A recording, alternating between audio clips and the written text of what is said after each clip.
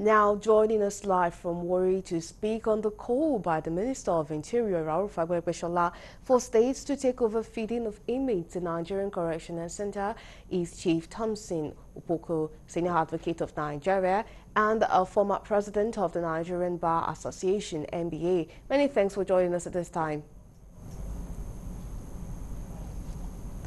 Thank you. So the federal government has empowered states to build and manage custodial centers in the newly amended act. This is now timely with the call by the Minister of Interior that the federal government spends over 22 billion naira in feeding inmates across the country. Do you think this will help in a long way to decongest correctional facilities? Well, I do not think so. The congestion of court has nothing to do with the number of people in the facilities, in the correctional facilities. What is important is not the number or shifting of the responsibility to states. What is important for us is to have effective investigation of police, that what comes to court becomes reduced and minimized. Second, we need to have appropriate court procedures. The rules we have now are archaic. The result is that trials are delayed, not because people want it, but because of the rules, archaic rules that we follow. For instance, there's the provision of the Criminal Justice Act saying that when a case is called and you have an objection to the competence of the prosecution, the court will not decide that issue and terminate the case, no matter how bad it is. In those days, in the old times, if you take an objection, they take the objection, the judge determine the case, the objection, either the person continues the trial or he's freed at that stage. That is gradually going away from our jurisprudence. So merely enacting a law to give power to the state to have correctional facilities will not, in my view, bring about a decongestion of court. It can only multiply the number of correctional facilities and increase the cost of governance at both the federal and the state level. Even if you reduce the federal government burden, the states will have to bear it. So that is not the goal of decongesting the courts. So that is the position, that's the way I see it.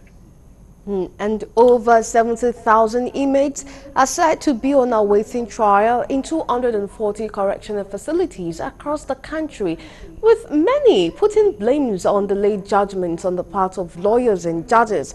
What's your opinion on this? Well, it is a very, very disturbing development that people stay in correctional facilities awaiting trials. In fact, when I was a member of the Presidential Advisory Committee on the Correction of Mercy, we visited all the correctional facilities in the Niger Delta, and we saw that the majority of the inmates of these prisons are all awaiting trial people, which is unfortunate. We are delaying trials and other things.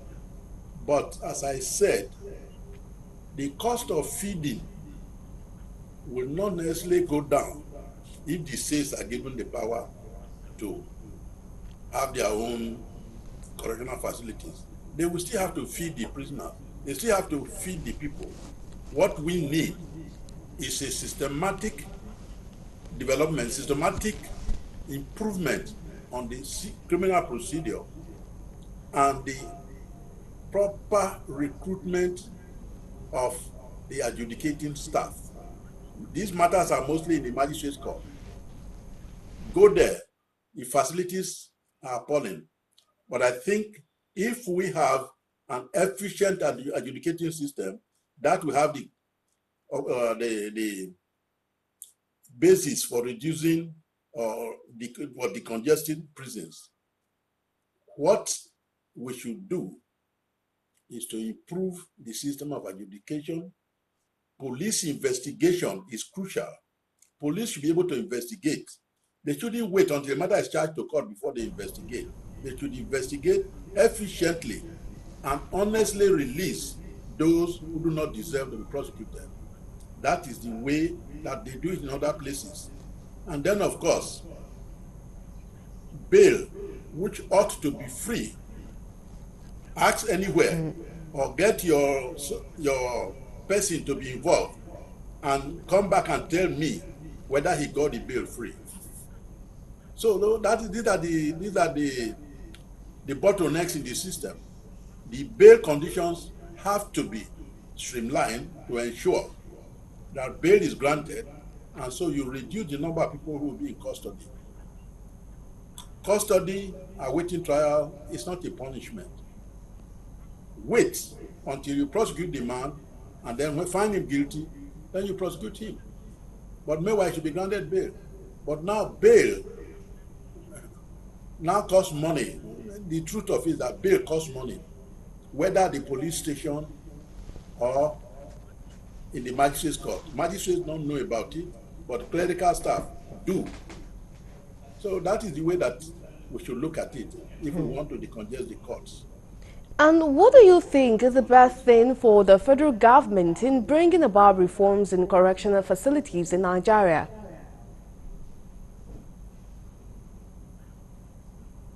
Well, it will be good if they can build, but they shouldn't just build them for the purpose of putting people there.